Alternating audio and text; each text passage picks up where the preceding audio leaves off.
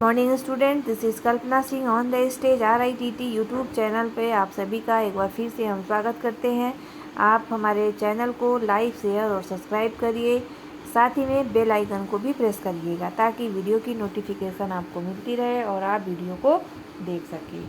ठीक है, तो आज हम एक नया टॉपिक लेकर आए हैं, शैक्षिक अवसरों की समानता। ठीक है, शैक्षिक अवसरों की समानता। तो इसमें धारा 1 व 2 के अंतर्गत मानवीय अधिकारों तथा समानता के अवसरों को स्वीकार किया गया है। पहले धारा 1 देखिए, सभी व्यक्ति जन्म से स्वतंत्र हैं, अतः वे सम्मानजनक तथा समान अधिकारों के हकदार हैं। वे सभी तर्क एवं चेतना से अभिपूरित हैं तथा उन्हें परस्पर एक दूसरे के प्रति भाईचारे की भावना के साथ कार्य करना चाहिए। अब सेकंड देखिए, दूसरा, प्रत्येक व्यक्ति इस घोषणा से मूल अधिकारों तथा स्वतंत्रता का हकदार है, अतः इसे जाति, धर्म, भाषा, रंग, लिंग, राजनीति, मतों द्वारा पृथक नहीं किया जा सकता है। ठीक है, तो ये हमारे दो अधिकार हैं, धारा 1, धारा 2। तो उपरोक्त विश्वव्यापी आंदोलनों से भारतीय इतिहास भी प्रभावित है। संविधान के क्रियान्वयन के साथ ही भारत में सभी के लिए अनिवार्य शिक्षा की घोषणा कर दी गई थी। इन्हीं समानताओं को लक्ष्य मानकर शिक्षा को राष्ट्र की आर्थिक, सामाजिक, नैतिक, सांस्कृतिक, राजनीतिक प्रगति का समुचित मार्ग बनाया गया।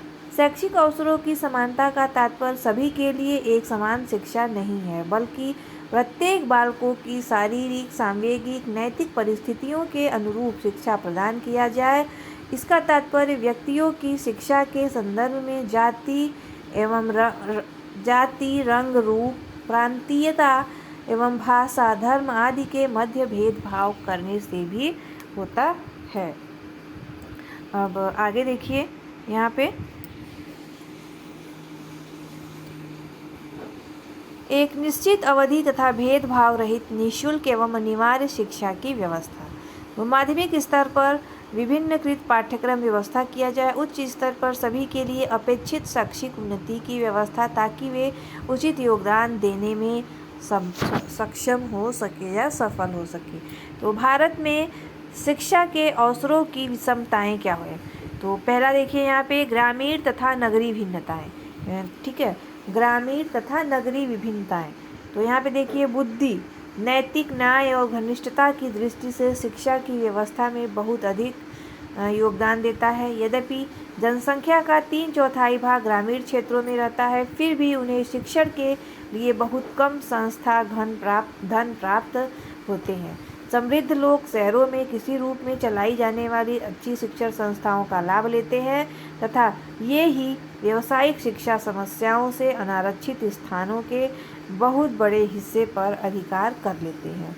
ठीक है, तो हमारा जो गांव का एरिया है, वहाँ ऐसा नहीं है कि वहाँ पे बच्चे जो हैं वो पढ़ने में तेज़ नहीं होते हैं। उनकी भी बुद्धि लब्धि जो होती है वो अच्छी होती है, बस उनको सुविधाओं और संस्थाओं की कमी की वजह से वो वहाँ तक नहीं पहुँच पाते हैं जहाँ तक नगरीय क्षेत्र के छात्र या छात्राएं पहुँच सकते हैं। दूसरा है लिंग और जाति पर विषमता। तो लड़कियों, अनुसूचित जातियों और अनुसूचित जनजातियों के बच्चों में पिछले दशक के दौरान उल्लेखनीय प्रगति की है।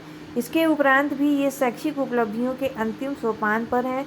बालिकाएं वो घर गृहस्थी के कार्यों में अपनी चिंतन तथा सामाजिक कुरीतियों का शिकार होती हैं, जबकि अनुसूचित जाति एवं जनजाति के बच्चे ऐसे अयोग्यताओं जो स्थानों के आरक्षण से नहीं दूर की जा सकती है। बालिकाओं में क्या है, लड़कियां हैं, इनको नहीं पढ़ना चाहिए।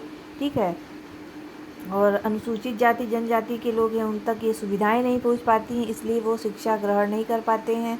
और नंबर 3 है, यहाँ पे देखिए, डॉक्टर त्यागी एवं पाठक के अनुसार जिन स्थानों पर प्राथमिक, माध्यमिक या कॉलेज की शिक्षा देने वाली संस्थाएं नहीं हैं, वहाँ के बच्चों को ऐसा अवसर नहीं मिल पाता है जैसा कि उन बच्चों को मिल पाता है जिनकी बस्ती में ये संस्थाएं उपलब्ध होती हैं।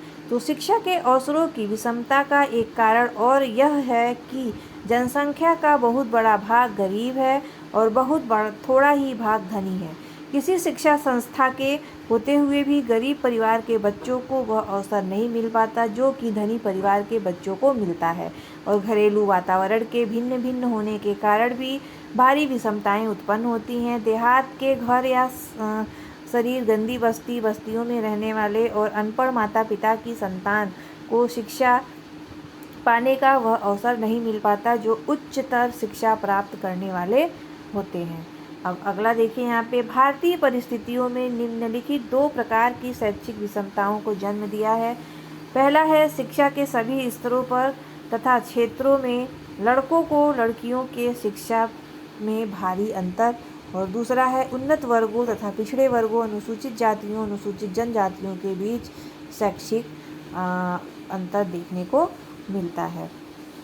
तो ये देखिए, शैक्षिक विषमता को दूर करने के लिए संवैधानिक प्रावधान। संविधान में शैक्षिक विषमताओं को कौन कौन से नियम कानून यहाँ बताए गए हैं। पहला देखिए यहाँ पे अनुच्छेद 15, ठीक है, धर्म, मूल, वंश, जाति, लिंग और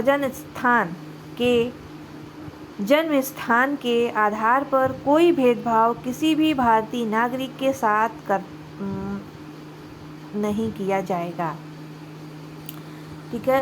अनुच्छेद 16, सरकारी नौकरियां सभी के लिए खुली होगी तथा अनुसूचित जाति व जनजाति के लिए विशेष सुविधाएं सुरक्षित स्थानों के रूप में होगी। और नंबर 3 है अनुच्छेद 19, प्रत्येक भारतीय नागरिकों को व्यवसाय या धंधा करने का अधिकार होगा। नंबर 4 है अनुच्छेद 28, शिक्षा संस्थाओं में प्रवेश के मामले में कोई भेदभाव किसी साथ नहीं बरता जाएगा। और नंबर 5 है अनुच्छेद 25, हिंदुओं को सार्वजनिक धार्मिक संस्थाओं के द्वारा समस्त हिंदुओं के लिए खोलना। और नंबर 6 है अनुच्छेद 46, इन जातियों के शैक्षिक और आर्थिक हितों के रक्षा और उनकी सभी प्रकार के सोशल व सामाजिक अन्याय से बचाव करना। और नंबर 7 है अनुच्छेद 146, केंद्र व राज्यों में अछूतों के कल्याण हेतु समाज कल्याण और शासकीय संस्थाओं पर ज़्यादा बल दिया जाए। अब आगे है अनुच्छेद 244, अनुसूचित जातियों के लिए प्रशासन संबंधी विशेष व्यवस्था की जाए। ठीक है, तो आज के लिए इतना ही। धन्यवाद।